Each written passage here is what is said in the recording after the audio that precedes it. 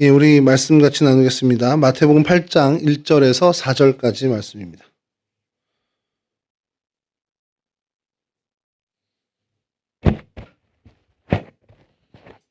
마태복음 8장 1절에서 4절까지 말씀인데요. 저랑 한 절씩 교독하겠습니다. 예수께서 산에서 내려오시니 많은 무리가 그를 따라왔다. 나병 환자 한 사람이 예수께 다가와 그에게 절하면서 말하였다. 주님 하고자 하시면 나를 깨끗하게 해주실 수 있습니다. 예수께서 손을 내밀어 그에게 대시고 그렇게 해주마 깨끗하게 되어라 하고 말씀하시니 곧 그의 나병이 나았다. 예수께서 그에게 말씀하시기를 아무에게 아무 말도 하지 말아라. 가서 제사장에게 내 몸을 보이고 모세가 명한 예물을 바쳐서 사람들에게 증거로 삼도록 하여라 하셨다. 아멘. 아멘. 조 교수님, 이거 모니터에 좀 목소리 좀 넣어주게 해서요. 조금만 더. 예, 오늘 본문은 산상순을 마치고 산에서 내려오신 후에 이제 첫 번째 행하신 일을 기록하고 있는 본문인데, 저희가 몇 주 전에 이 본문을 가지고 전체 8장 전체를 가지고 우리가 말씀을 나눴던 일이 있습니다.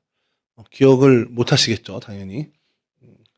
오늘 이 본문에 있는 나병 환자를 좀 보면서 우리가 오늘 생각할 것이 좀 있는 것이, 여러분 지난번에도 한번 질문을 드렸는데 그리스도인과 비그리스도인의 가장 큰 차이가 뭡니까? 일단 외형적으로 드러나는 게, 여러분 이거 그냥 설교라고 해서 일방적으로 이렇게 메시지 선포하는 걸로 생각하지 마시고 여러분들도 한번 대답을 좀 해주시고 이러면 좋을 것 같아요. 그리스도인이랑 비그리스도인이랑의 제일 큰 차이, 드러나는 어떤 삶의 모습으로 보면은 아마 그냥 이 시간 주일에 교회에 출석하고 안 하고가 아마 제일 많이 드러나는 거 아닌가 생각을 해요. 사실 이거 굉장히 중요합니다. 이 주일 이 황금 같은 이 시간에 저 세상에서 여러분들을 부르고 있는데도 불구하고 이 자리에 앉아서 예배를 드리고 있다는 것만 사실 굉장한 겁니다. 더더군다나 청년 시절인데. 근데 정말 본질적으로 예수님을 믿는 사람과 믿지 않는 사람, 그리스도인과 비그리스도인 사이에 이게 정말 결정적인 차이여야 되냐라는 거죠. 그렇지 않다는 거죠. 더 결정적인 차이가 분명히 있어야 되는 거죠. 보이지 않는 것이라 하더라도. 그건 뭐냐? 우리가 잘 알고 있듯이 여러분들의 인생관과 가치관, 세계관, 이게 어디에 있냐라는 거죠. 그러니까 어떤 정신으로 사는 사람이냐 이겁니다. 비그리스도인과 그리스도인은 어떤 정신으로 사느냐, 여기서 확연하게 갈라진다는 거예요. 여러분 잘 알고 있듯이 그리스도인은 말씀의 정신으로 살아가는 사람입니다. 하나님의 말씀에 선명한 기준을 갖고 살아가는 게 그리스도인이고요. 세상의 논리와 세상의 기준, 세상의 정신, 그 시대의 정신이 있잖아요. 요즘 같은 경우는 이제 돈이 최고가 되는 어떻게 보면 물질 위주의 만모니즘이 가장 큰 시대 정신인데, 어떤 시대의 정신으로 어떤 정신으로 내가 살고 있느냐가 그리스도인과 비그리스도인의 차이라는, 가장 거기가 핵심적인 결정적인 차이라는 겁니다. 그 말씀의 정신으로 살아가다 보니 당연히 주일에 교회에 와야 되는 거예요. 그러니까 여기 앉아 있는 겁니다. 말씀의 정신으로 살아가다 보니 난 기도하는 사람이 되는 거고요. 말씀의 정신에 입각해서 내가 살다 보니 나는 하나님을 찬양하는 사람으로 살아가는 겁니다. 여러분들이 의식하든 의식하지 않든 여러분들이 말씀의 정신으로 살아가기 때문에 이와 같은 신앙의 어떤 행위들, 모습들을 갖고 살아가는 거예요. 그렇게 하나님을 살아가는 모습으로 살아가게 돼 있는 겁니다. 그러니까 이 말씀의 정신으로 산다, 이걸 뭐 여러 표현을 해요. 말씀대로 산다, 뭐 말씀과 동행한다, 말씀이신 주님과 함께한다, 이런 어떤 여러 가지 표현으로 하지만 결국엔 그 핵심은 뭐냐면 내가 살아가는 나의 세상의 가치관, 내 삶의 어떤 가치관과 인생의 목표, 이런 것들이 말씀의 영향을 받고 말씀대로 그 말씀의 정신으로 살아가고 있다라는 것을 얘기하는 겁니다. 주님과 동행이라는 표현도 참 좋은 표현이기도 하고요. 제가 주님과 동행에 대해서 생각하다가 엉뚱한 생각이었어요. 주님 손을 붙잡고 우리가 꼭 가야 되는데 주님 손을 놓을 때가 있잖아요. 없어요? 저는 좀 가끔 놓을 때가 있었거든요. 여러분 나이에. 주님을 놓고 간 것 같아. 근데 크게 벗어나지도 않았어. 왜지? 내가 주님을 손을 내가 분명히 놓고 갔는데 주님이 나를 이렇게 벗어나지 않게 하셨네? 생각을 해보니까 어느 그림이 하나 그때 이제 딱 이제 보게 됐는데, 여기 누가 좀 도와주면 좋은데, 앞으로 나와서, 김성준 선생님 잠깐 앞으로 나와주실래요? 예. 이건 시각적으로 봐야 돼. 이쪽에 잠깐 서시죠. 우리 전도사님 새로 와서 써먹기가 너무 좋아요. 여기 잠깐 서시면 여러분, 우리가 예수님과 동행한다고, 예수님을 손잡고 걸어갑니다 하면 어떻게 상상을 하냐면, 이렇게 상상을 해요. 주님과 같이 동행한다. 근데 주님이 이렇게 우리가 나란히 걷지 않으십니다. 주님은 이렇게 해요. 이게 동행이에요. 근데 손을 잘 보세요. 여기 안 잡아요. 여기 잡습니다. 그러니까 내가 손을 놔도 난 잡혀 있는 거예요. 이해됐죠? 그러니까 주님과 동행하는 게 나란히 사이드 바이 사이드로 이렇게 가는 게 아니라 주님이 나를 진짜 끌고 가는 겁니다. 100kg가 넘는 우리 김성민 전사님 끌고 가면 쉽지 않겠죠. 주님께서 뭐 이렇게 거구도 아니셨던 것 같은데. 근데 그렇게 끌고 가는데 잡은 손이 손과 손을 잡은 게 아니에요. 그럼 내가 놔버리면 사실 빠지죠.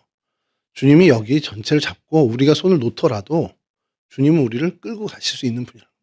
그래서 내가 주님의 손을 놓고 살 때도 크게 내가 벗어나지 않고 주님 바운드리 안에서 살아갔구나라는 것을 깨닫게 된 겁니다.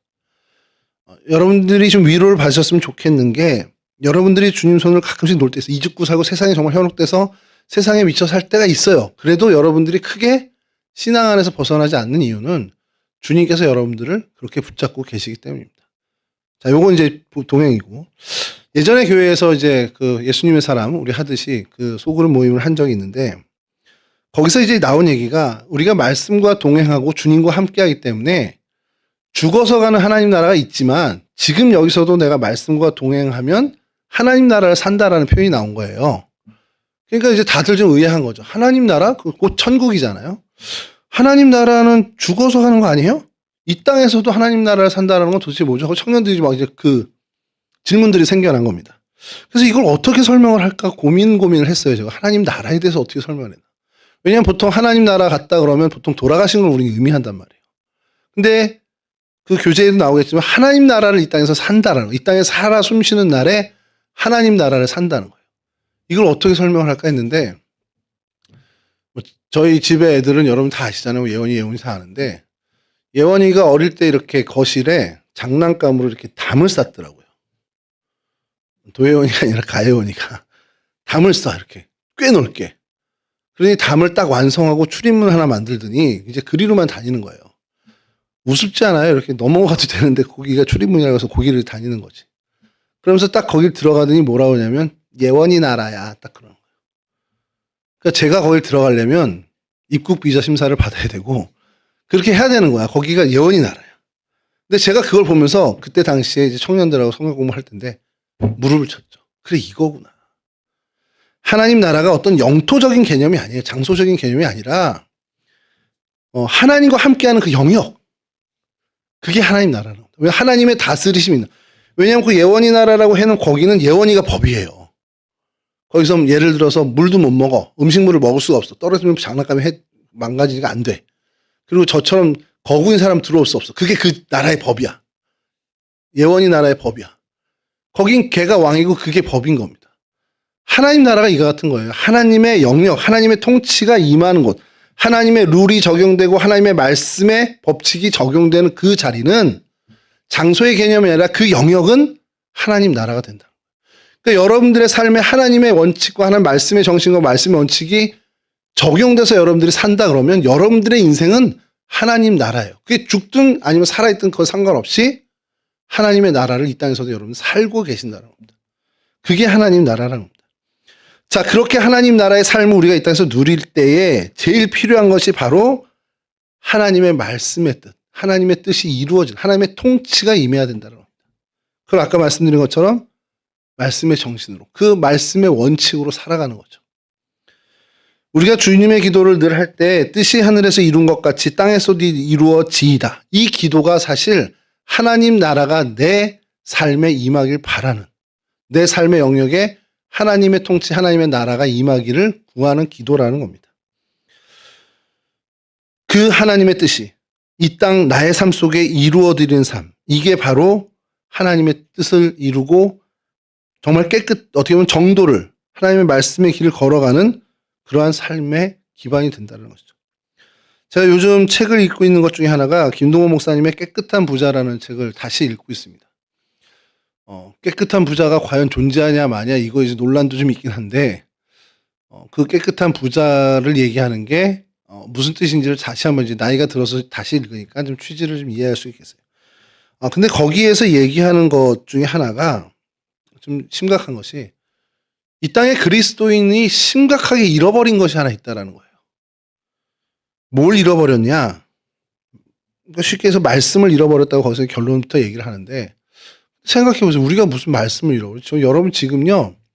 유튜브에 들어가서 여러분 알고리즘을 켜놓고 여러 교회의 목사님들 설교를 몇 번 클릭을 하잖아요. 한 뭐 10여 차례 그거를 계속 연속해서 보잖아요. 그럼 유튜브 알고리즘이 온갖 내가 쳐다도 한 번도 생각하고 한 번도 알지도 못했던 교회들의 설교가 올라옵니다. 이런 교회가 있었어 할 정도로 어마어마한 교회의 설교들이 유튜브에 정말 그 많은 설교들이 올라왔어요. 말씀의 홍수라고 할 정도로 여러분 말씀을 잃어버렸다? 이게 제가 동의를 못했던 거예요. 아니 채널만 틀면 채널만 들어가고 유튜브만 들어가도 이렇게 들을 말씀이 많은데 무슨 말씀을 우리가 잃었지? 여러분 우리 성경 공부 이런 것들이요. 대한민국만큼 이렇게 세분화된 나라가 없습니다. 여러분 교회마다 대형 교회마다 다 성경 공부 코스가 있어요. 두란노 칼리지 온누리교회.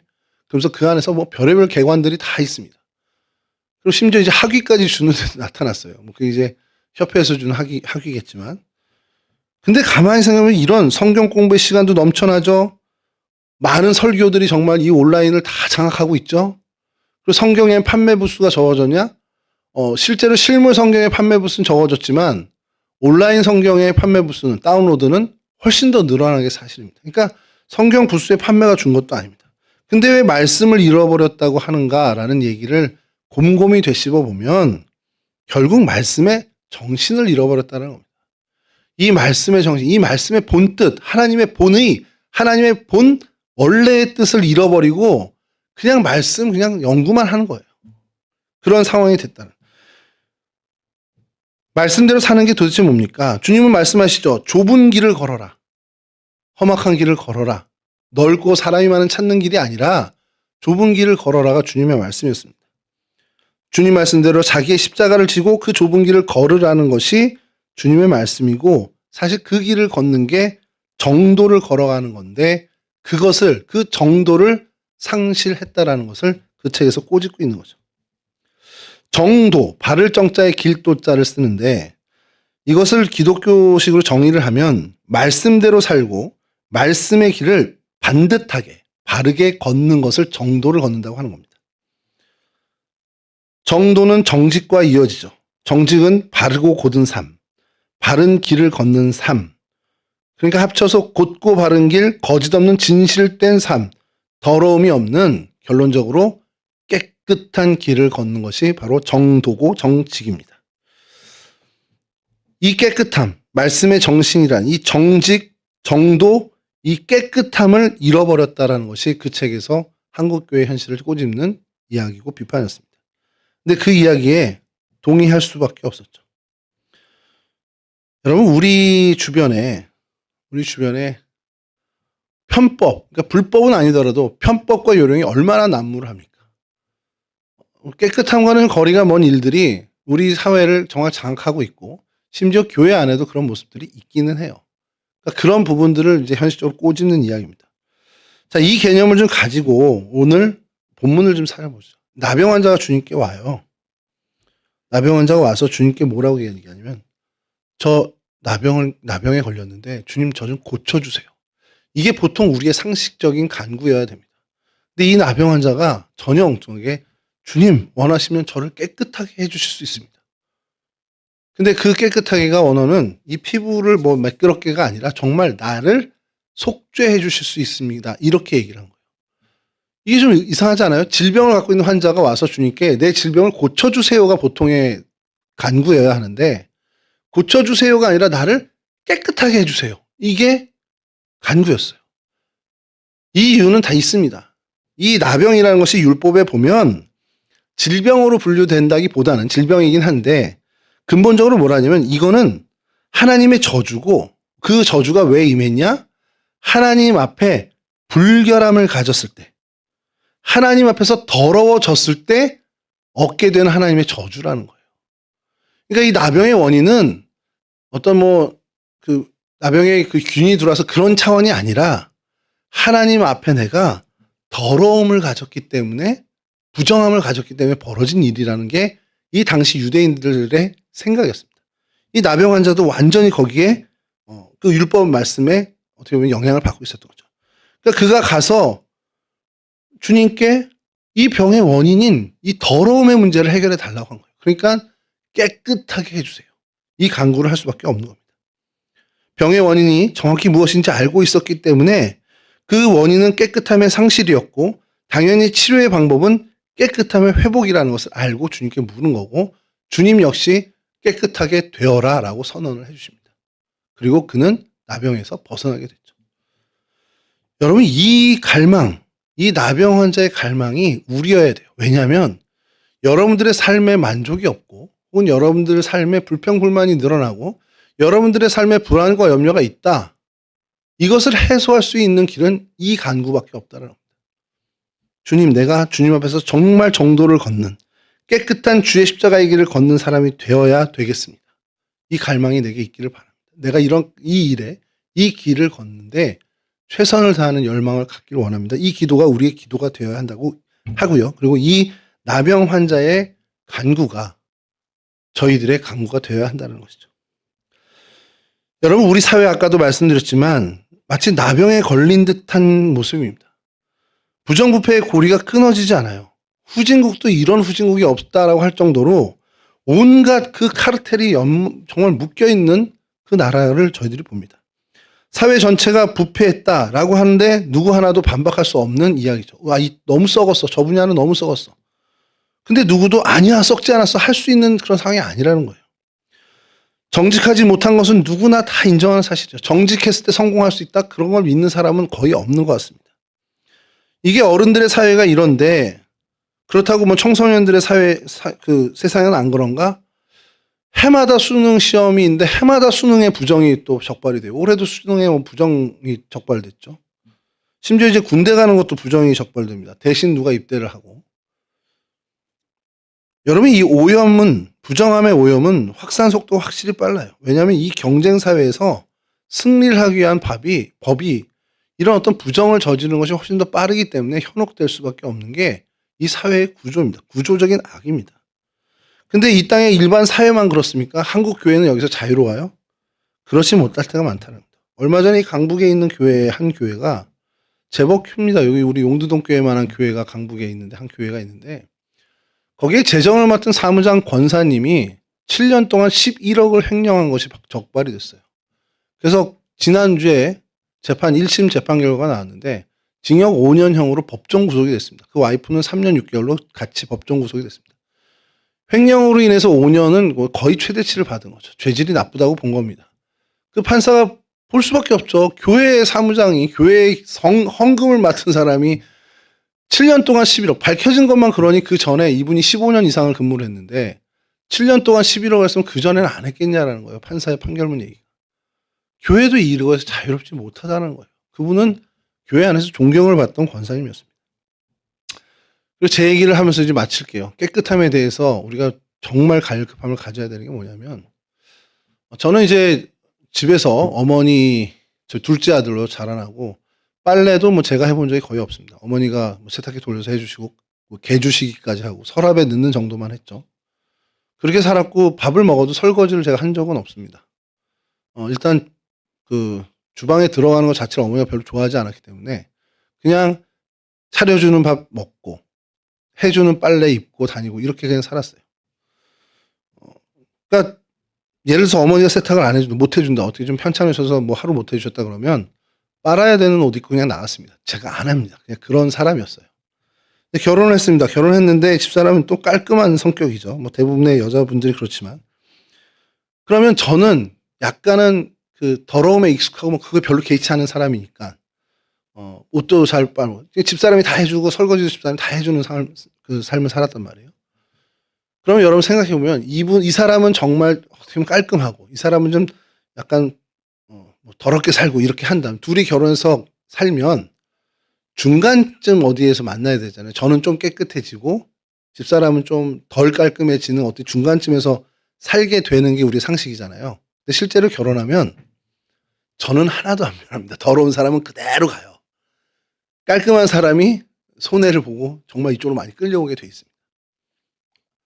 왜냐하면 중간쯤에 만나면 저도 뭐 하루 일주일에 한 서너 번은 설거지를 하고 일주일에 한두 번은 세탁을 하고 해야 되잖아요. 근데 그렇지 않고 저는 여전히 결혼 전의 모습을 갖고 그 더러움을 갖고 삽니다. 깨끗한 사람은 어쨌든 손해를 보면서 점점 오염돼서 오게 돼 있어요. 그렇다고 여기까지 다 오지는 않지만 어느 선까지는 아니지만 손해를 보고 손실을 보게 돼 있습니다. 근데 여러분 깨끗함이란 게 그래요. 더러움은 어딜 가도 오염을 시키지 본인이 깨끗해지지 않습니다. 근데 깨끗함은 어딜 가도 어떻게 보면 더러운 것을 끌어안기 때문에 그 더러움의 옆에 있으면 더 깨끗해질 수가 없는 게 깨끗함이에요. 이게 깨끗함의 원래 본질이 그렇습니다. 그러니 여러분 우리가 깨끗한 그리스도인으로 더러운 세상에서 살려고 한다? 우리 굉장히 조심해야 됩니다. 우리가 저들을 깨끗하게 할 능력이 없다라는 거예요. 깨끗함은 원래 그러니까. 더러움에 오히려 오염될 수 있는 확률이 훨씬 더 높습니다. 그래서 거기에서 필요한 것이 성령의 권능이고 주님의 역사입니다. 이 깨끗함에 본래의 깨끗함은 더러움과 만날 때 손상을 받는데 주님이 함께 하시는 성령께서 함께 하시는 이끄시는 그 깨끗함의 길은 더러움에 오염되고 손상을 받는 것이 아닌 오히려 더러움을 지배하고 그 더러움을 깨끗게 하는 능력이 있다는 거예요. 그게 그리스도인이 걷는 정도 깨끗함의 길입니다.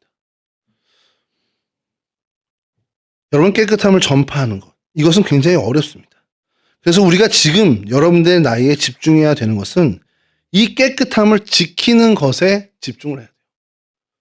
현실에 타협하지 않고 이것이 하나님의 뜻이 맞다 그러면 이 정도를 힘있게 걸어가는 그러한 모습을 가져야 한다는 겁니다. 여러분 소수의 깨끗함이 다수의 그 더러운 세상을 변화시켰던 실제 역사가 있었습니다. 바로 한국교회 초기의 모습이었어요.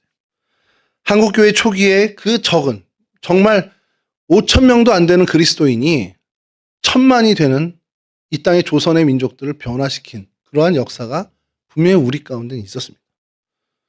초기 한국교회 그리스도인들은요, 그 누구도 부인할 수 없는 깨끗한 정직한 사람들이었습니다. 이 땅의 독이 아니라 이 땅의 약이 되었던 사람들이에요. 사람들 사이에서 저 사람이 교회 다녀 그러면 그것은 신뢰의 기준이 되었습니다. 그런 시대가 있었습니다. 야, 이 사람 믿을 만해. 어떻게 믿을 수 있어? 이 사람 교회 다니는 사람이야. 아, 그럼 믿어야지. 오늘날 어떻습니까? 야, 이 사람 믿을 만해. 어떻게? 이 사람 교회 다녀. 야, 근데 어떻게 믿어? 이렇게 된 사회잖아요, 오늘은. 교회 다니는 사람은 더 못 믿지. 이렇게 됩니다. 근데 초기 한국교회는 그렇지 않았다는 거예요. 여러분, 우리가 이 시대를 살아가면서 이 시대 속에서 그 초창기 한국교회 그리스도인들이 지녔던 그 정직함, 그 깨끗함을 우리는 가지고 회복해야 됩니다. 그래야 이 땅 가운데 이 소수의 교회의 깨끗함을 가지고 더러운 세상을 지배하고 넘어서고 그들을 깨끗하게 할 수 있는 능력을 갖게 된다는 것이죠. 그 방법은 성령 충만밖에 없습니다. 그리고 그 성령 충만을 위해서 여러분들이 지금 이 나이에 이 깨끗함을 지키기 위해서 정말로 최선을 다해야 합니다. 그런데 저는 이제 생각하면서 여러분들이 어디에 그럼 최선을 다해야 되나라는 생각을 했는데 한 세 가지 분야, 적어도 청년 때에 이 세 분야에 있어서만큼 여러분들이 정말 정직함과 깨끗함을 정말 이루었으면 좋겠는 게 있어요. 바로 첫 번째는 말입니다. 여러분들의 언어 습관. 여기에 여러분 정말 정직함과 깨끗함, 하나님의 말씀의 정신이 들어가길 바라요. 불평불만 하지 마십시오. 그것을 입 밖으로 내지 마세요. 하나님 앞에 감사와 만족과 긍정의 표현을 하나님께 하시기 바랍니다. 물론 불만 생길 수 있죠. 그럼 하나님과 씨름해야 되는 건 맞는데, 여러분 하나님이 우리가 신명기와 민수기 출애굽 과정에서 보면 어떻습니까? 이스라엘 민족이 이거 아니야. 이거 괜히 우리 나왔어. 모세 때문에 우리 손해봤어. 애굽이 더 좋았는데 그런 불평불만 하나님께 했더니 하나님 뭐라고 그러셨습니까? 너희들이 입 밖에 낸 그 말대로 내가 그럼 실행할게. 그래서 40년을 광야에서 방황하게 됩니다. 니네 가나안 땅 그렇게 부정적으로 얘기했으니 정말 그럼 너희들 거기 안 들어가게 내가 막을게. 그래서 그 세대는 다 광야에서 죽어요. 그리고 광야 2세대만 가나안 땅에 입성을 하게 됩니다. 오직 그 가나안 땅에 대해서 긍정적으로 얘기했던 갈렙과 여호수아만이 그 1세대에서 그곳으로 들어갈 수 있습니다. 말이 이처럼 무섭습니다. 여러분 말에 대해서 정말 정직하고 깨끗하고 친절한 말을 하기 위해서 정말 애쓰길 바라요. 안 되면 성령 하나님께 도움을 구하십시오. 하나님 나에게 임하셔서 내 입술을 지키시고 내 입술에 파수꾼을 주셔서 내가 정말 정직한 말, 깨끗한 말, 친절한 말로 하나님께 영광 돌리게 해주십시오. 이 말에 대해서 여러분들이 정직함을 가졌으면 좋겠습니다. 두 번째는 성에 대해서 그렇습니다. 요즘 성문화는 저는 적응을 할 수가 없을 정도죠.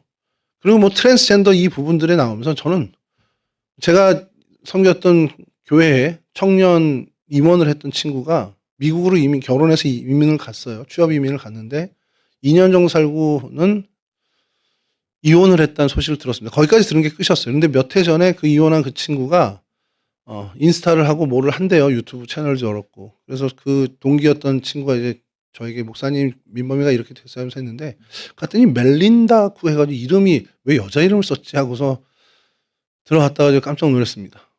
내가 알던 형제가 자매가 돼버렸어요. 근데 그게 이제 너무 제 주변에도 이제 온 겁니다. 제 주변에도 이제 이런 일들이. 도덕적이다, 윤리적이다, 그게 어떤 기준인지 잘 모르겠지만 여러분, 성경에 있는, 말씀 안에 있는 그 말씀의 정신의 성 정체성 뿐만 아니라 성에 대한 깨끗함을 요즘 가졌으면 좋겠어요. 청년 때에 여기에 오염되지 않았으면 좋겠습니다. 여기에 이 쾌락에 지배당하지 않았으면 좋겠습니다. 그것을 위해서 여러분들 기도해야 돼요. 또 하나는 물질입니다. 돈이라고 그냥 하자, 돈이라고. 여러분, 정직하게 돈 버는 것에 대해서 정말 우직스럽게 고집해야 됩니다. 바른 수입, 바르게 수입을 얻는 거에 대해서 자부심을 가졌으면 좋겠어요.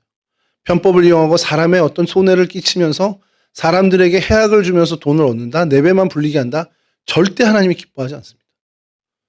정직한 수입, 또 지출도 마찬가지입니다. 지출할 때도 여러분 정말 하나님 앞에서 깨끗한 지출, 윤리적이든 도덕적이든 그렇게 해야지 내 정욕대로 사용하는 그 지출에 하나님이 죄 없다 하시지 않는 분이세요.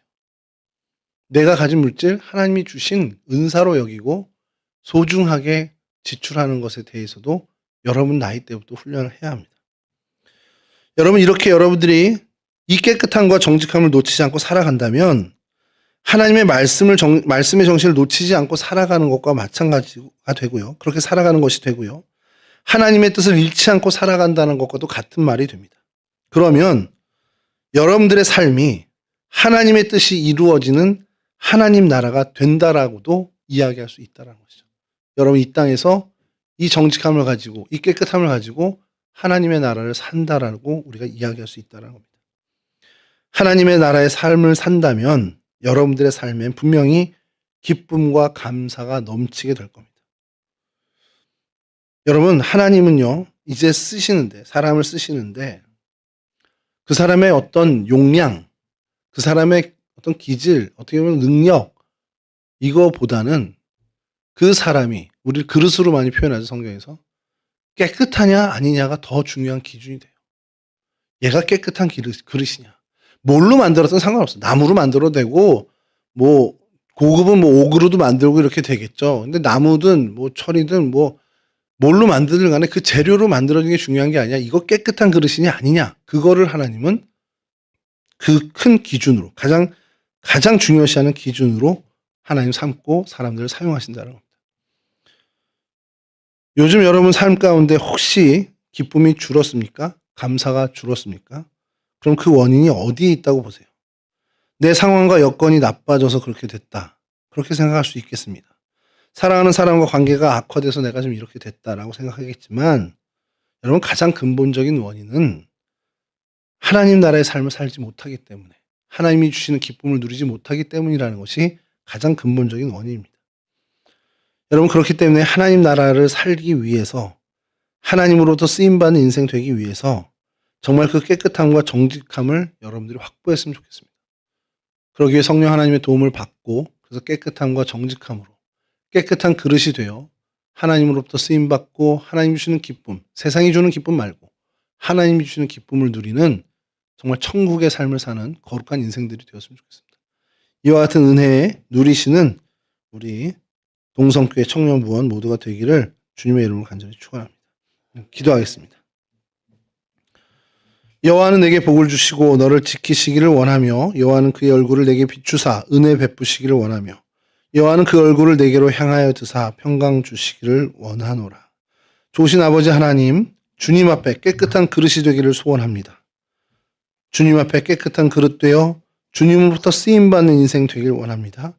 주님이 쓰시는 그 쓰임받는 기쁨 속에 거하게 하여 주시고 세상이 주는 기쁨이 아니라 하나님이 주시는 기쁨과 행복을 누리는 거룩한 인생 되어 이 땅 가운데서도 하나님 나라, 천국을 누리며 살아가는 거룩한 인생들 될 수 있도록 도와주시옵소서. 하나님, 이 삶을 위해 이 청년의 때부터 더욱더 관심 갖고 주님 앞에서 더욱더 깨끗하기 위해 최선을 다하는 이 청년의 시절을 보내는 우리 동성애 온 청년들 될 수 있도록 주님 도와주시옵소서.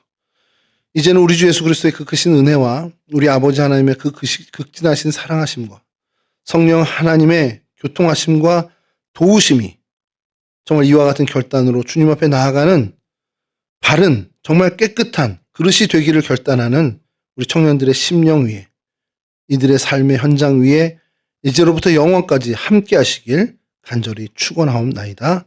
아멘. 아멘.